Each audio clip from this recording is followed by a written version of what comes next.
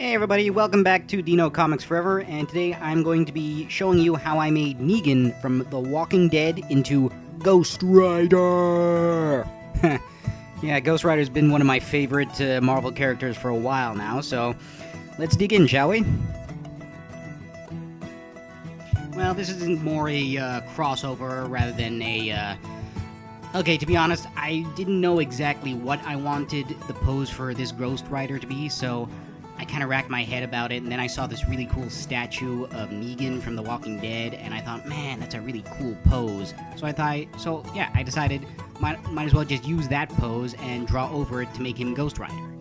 And I think it worked out pretty well. I mean, I changed a hell of a lot of things. Instead of the zombies, I made them into demons, and in the hand that's upright, I put a demon head in there because I really wanted this awesome pose of Ghost Rider ripping off a demon's head like he's in hell fighting all these demons. And I think it worked out pretty well. And actually, this is, I don't actually do these sort of drawings a lot, because I always like to start from pencil, or analog as I call it. And then I just, scan it in, ink it, and put it in, and then put all the colors and the cool stuff. So I think this way worked out pretty well. I think I might do some more of it. This way I can just, start from the digital and keep going from there without having to go through the pencil stuff. But, pencil stuff does have its qualities. I mean, the texture that you see when you see a pencil drawing, you can't really recreate that I can't really recreate that when it comes to digital stuff. I mean, there are pen brushes for that, but when it comes to the texture, I rather do it analog rather than digital. But some drawings, I think it's better to just, dive in all digitally rather than just do one thing and then another thing and then another thing. It's about how you feel. And when it came to this pose, I really couldn't recreate it with pencil because, for one thing, the legs always were a pain in the ass. But eventually I got through it and decided, you know what, might as well just copy it over on Photoshop. So here we are. And also, if we're being frankly honest, I'm not a big fan of The Walking Dead. I've watched a few episodes, but I couldn't really get into it. Don't get me wrong, the acting is top-notch, and I can see why it's got so much acclaim, but I couldn't get into it. No, it didn't really flow right for me. And also, I tried to get into Agents of S.H.I.E.L.D. because that also had the Ghost Rider in it, but, to me that was just Avengers without the Avengers, just like Gotham was Batman without Batman. I'm not slamming these shows for being bad or anything, it's just they don't catch my interest. And by all means, this shouldn't impede your opinion on those shows, because, Lord knows, these things are subjective. You could like one TV show and not like another. They're on for... it's been on for a while, and that's because there are people watching it. So by all means, don't consider my opinion to be the only opinion out there. I just don't think it's it doesn't work for me. That's the whole thing. Okay. And we're close to finishing this off.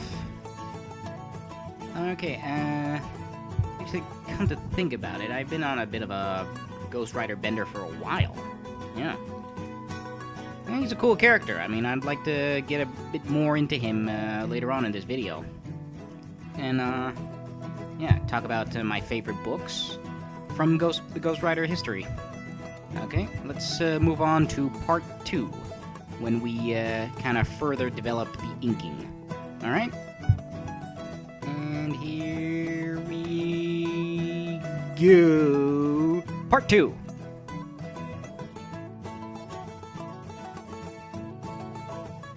Okay, part 2.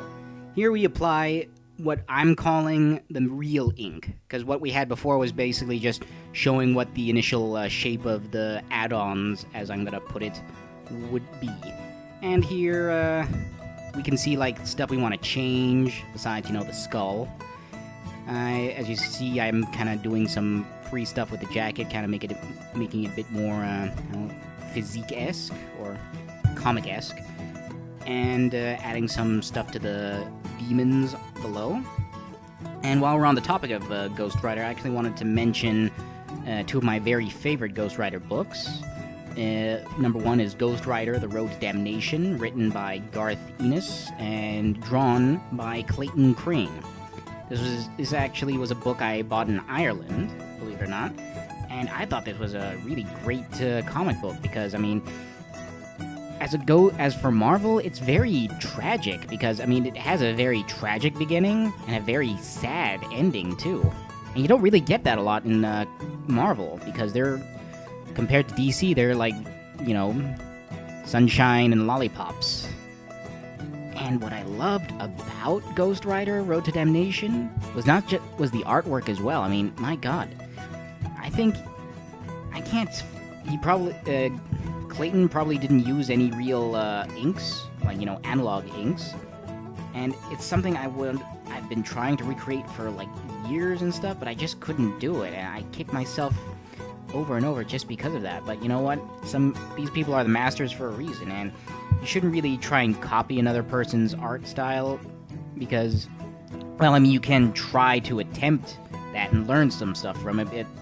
It's not fun if you're copying another person's art style completely, because then it's not theirs anymore. I mean, every person has their own distinct way of drawing, and if some people can, you know, recreate certain drawings, I mean, that's great and all that. I mean, if they can recreate certain art styles, that's great and all, but if it's a carbon copy of another person's art style, yeah, it's not really that unique anymore. Okay. So on the topic of Road to Damnation, I think this would have actually been this would be really awesome if they actually made this into the Ghost Rider movie. Hell, I mean, I would not mind having Nick Cage be the Ghost Rider again if this was gonna be the story.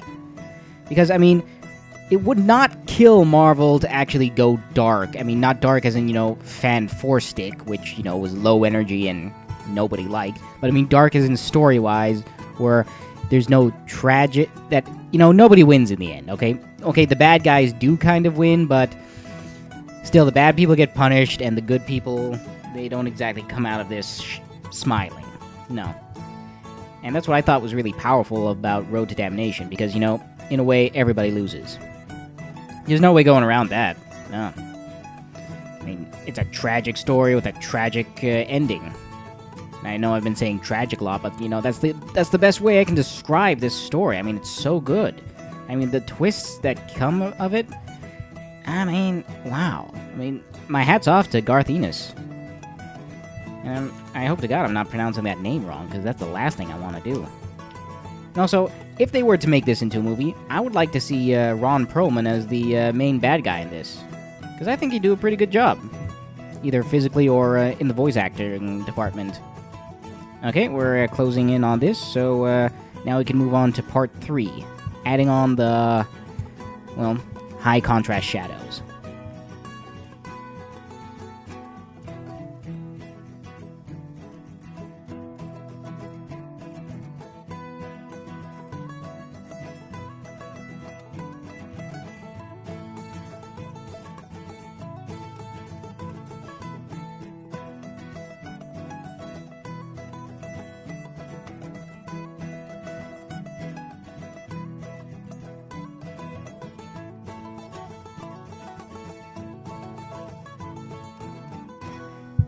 Like I said, part 3 is super simple. Here we basically just put black where we want the highest shadow range. And since Ghost Rider is clad in leather, he's a leather rebel. Leather rebel. Try saying that 10 times fast. Leather has a very, not shiny in a way, so we want a lot of black on this. And also we don't want it to be kind of even. And the thing is, I usually use a lot of black so I don't have to focus too much on the shadows. Because that way, when it comes to doing the shading, which I'm going to do after this, it's so much easier for me. I mean, some people might do it differently, but, you know, that's their prerogative. And, you know, the key to doing these sort of shadows in areas that aren't exactly shiny, let's say like on the demons, you just have to go for like places where you know no light's going to reach there, you know, where the sun don't shine, so to speak. Okay, that's all I can actually say about this part, so I'm going to get into my second favorite Ghost Rider book, also by Garth Ennis and Clayton Crane, Ghost Rider: Trail of Tears. Now, what I loved about this story was it was the Ghost Rider story. It was like a story about the title of Ghost Rider. You know, because the Ghost Rider is always somebody different. It's like, it's a curse passed... It is a curse, yeah. It's a curse passed down from one person to another by the demons. And so this this story actually took... Oh, no, my microphone, yeah. This story took place during the... I don't know the exact date, but it was like the Wild West of North America. And that was really cool because, you know, that felt, you know, nice and bluegrass to me. And yeah, I mean, it had a pretty interesting protagonist. Well, no, the best part about this story was that the Ghost Rider wasn't the main protagonist. It was another guy, Travis Partham. You were seeing the whole Ghost Rider mythos unravel through his eyes. And that's very unique in my opinion, because this time it's a stranger looking at what the Ghost Rider is, and he's seeing this for the first time, and it's like, and yeah, this is a hellish entity coming to kill a bunch of people, and he can't make heads or tails of it. And that's what I thought was super amazing and super awesome. And I really recommend these to anyone who wants to get into the Ghost Rider stories. I mean, they don't exactly follow a series, they're standalone books. So they're perfect for anybody who doesn't want to really fully commit to the both the curse and the blessing of being a comic nerd. And, I mean, great art. What can you ask for more, right? Okay. And we are done with this. Let's move on to the next part.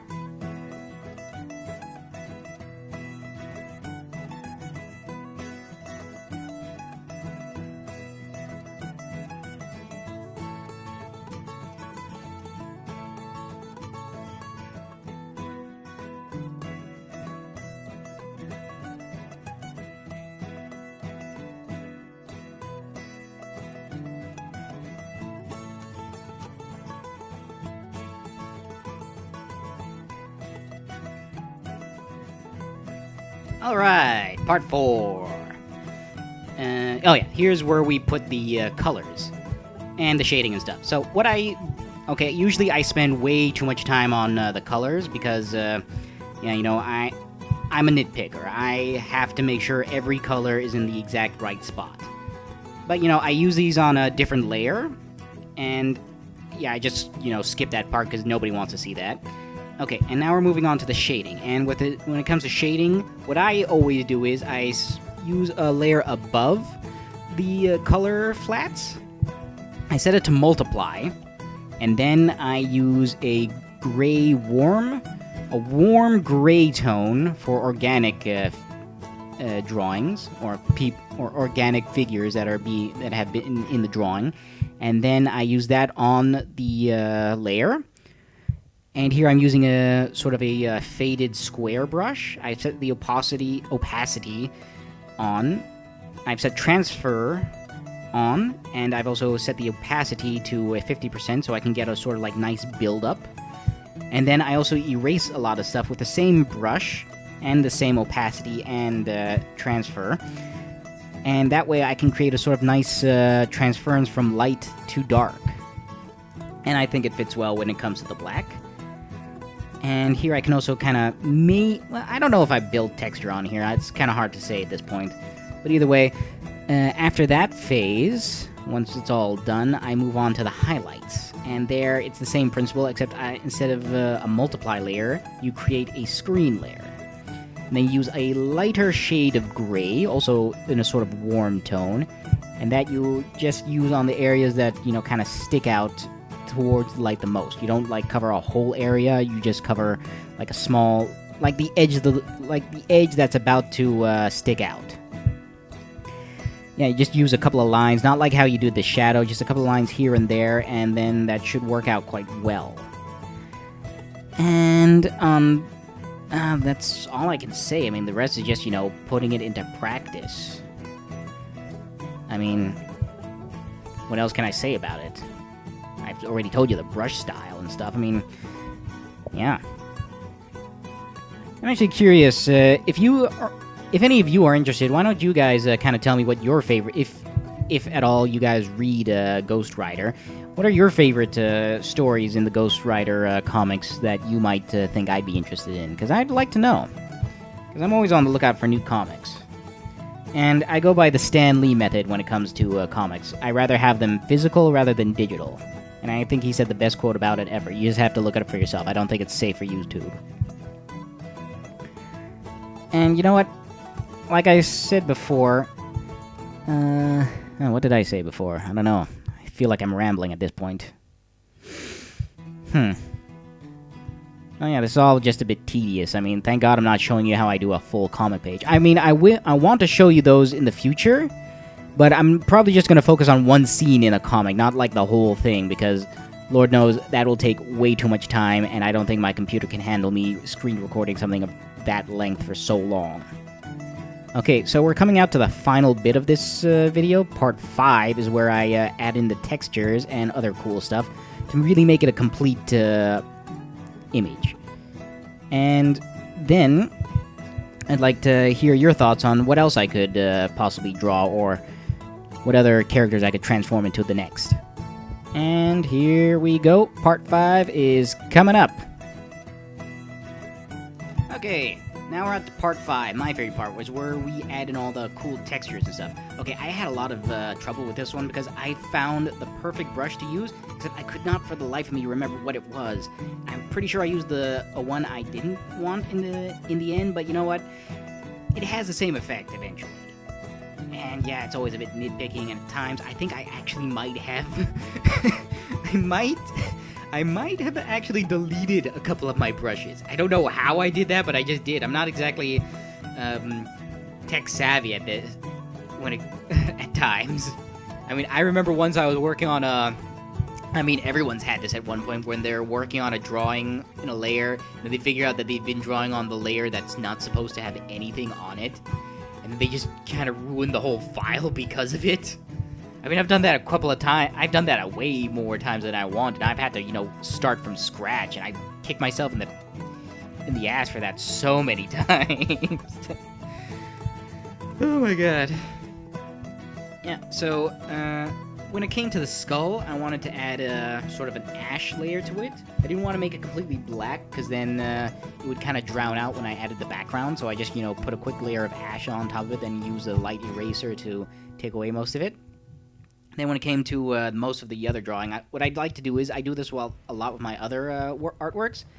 I select the background, and I select everything, and then I go to select invert. That way I can do a texture on that without actually influencing what's going to happen in the background. I learned that a long time ago. I don't remember where, but it's helped me a lot. It's helped me a lot in the past. And then the same principle, I use English. Worst language ever, am I right? Okay, I use a textured brush. I set the opacity to 50. I put on the transfer, and then I kind of lightly go over the whole thing, so it gets a nice sort of what's the word? Yeah, textured texture on it. I mean, I can't really say what the texture is, and at times, you could always just download a texture off the internet, or just find a nice picture of something you think is cool, has a cool texture to it, like metal and something, and then you just paste it on and put it on an opacity level, or set the level to opacity. Oh no, not opacity. God, I'm so bad at this. Overlay. Use it. Turn your level to overlay. That's what I'm talking about.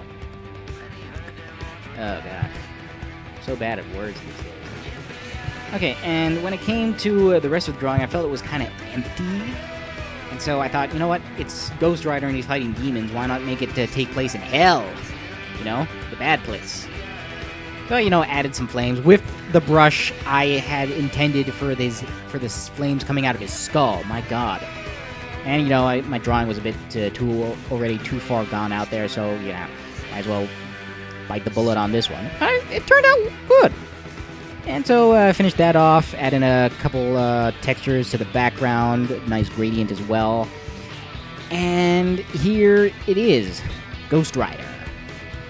Well, to be super specific, how we turned Negan from The Walking Dead into Ghost Rider from Marvel Comics. And I want to thank you for joining me on this. This is as you know, obviously, this is a time lapse. I didn't want to show you well, I trimmed it down because the real video, each part was around an hour long, and I'm not gonna make a 5-hour long video for you guys. No, you guys do not have the patience for that. I don't have the patience for that, and nobody has the patience for that. So, like I said before, if anybody has any suggestions on what else I could draw or transform into something else, please let me know in the comments below, and if you enjoyed this video, please like and subscribe. And don't forget, I'm also working on some other stuff, so check out my Instagram whenever you can. And remember, stay tuned to Dino Comics forever. I wish you all the best. Bye-bye!